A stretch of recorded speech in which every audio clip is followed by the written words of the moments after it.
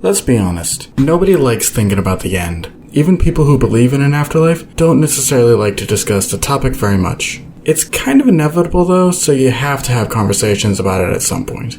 The funny thing about it being inevitable though, is that there's always going to be stories from all over the world about people trying to avoid death. China's first emperor, for example, Qin, spent most of his life trying to find an elixir for immortality, and the entire myth of the Epic of Gilgamesh is all about trying to avoid the inevitable end. We're not going to talk about those stories today. This is a story unlike any of those others, because this man came the closest to avoiding death. We're talking about Sisyphus and how he cheated death not once, but twice.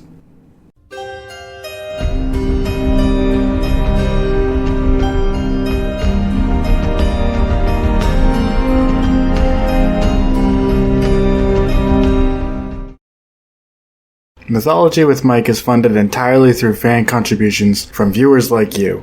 If you want to support the channel, consider donating on Ko-fi, Super Thanks, or becoming a YouTube member or patron. All links are in the description below. Thank you. Sisyphus is a king of Corinth. Corinth is a recurring player in Greek history that often gets overshadowed by Sparta and Athens. How Sisyphus became king varies depending on who you ask. Some say he founded the city, while others say he inherited the title of king from someone else. How he got there, though, doesn't really matter to us. What we do care about is what he did while he was in power. The story of Sisyphus appears in Homer's Odyssey, and in the story, Homer labels Sisyphus as the most cunning king. But he wasn't cunning in a good way. He would frequently play tricks on his visitors and guests, which was a big no-no in ancient Greece. If you remember Tantalus' video, playing tricks violates the law of Xenia, the law which states you have to be a good host to anyone who comes into your home, and treat them like family. These tricks earned Sisyphus a bad reputation on Olympus, and Zeus especially hated his guts, because if you remember, Zeus is a patron god of Xenia.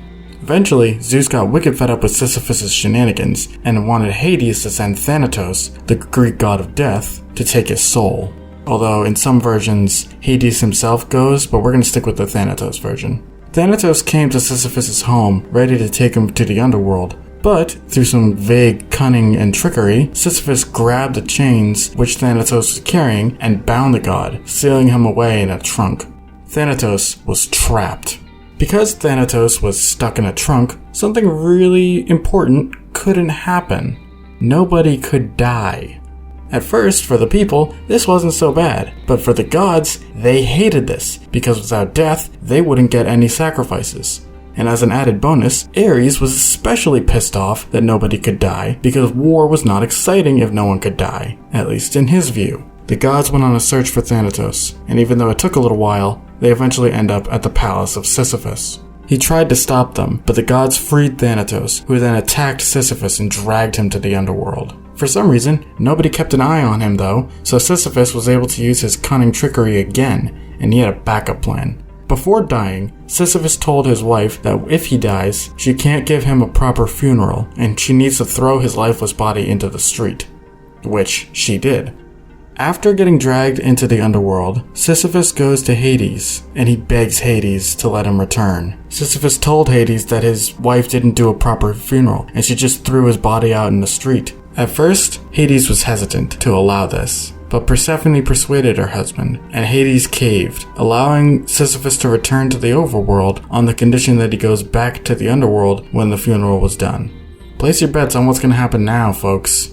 Sisyphus returned to his body, and, big shocker, he did not hold up his end of the bargain and decided to live out the rest of his life just as he had done prior, surprising his wife when he comes walking out the street and into the house using what she thought was a lifeless corpse. Hades tried getting Thanatos to go back and get him, but Thanatos refused to go. He insisted he would not retrieve Sisyphus' soul until he's a frail old man and can't fight back. As a result, Sisyphus ends up living a long life and dies of old age in his sleep. Once in the underworld again, this time for good, Sisyphus meets 4 very angry gods: Hades, Persephone, Thanatos, and Zeus, all of whom want to see Sisyphus suffer.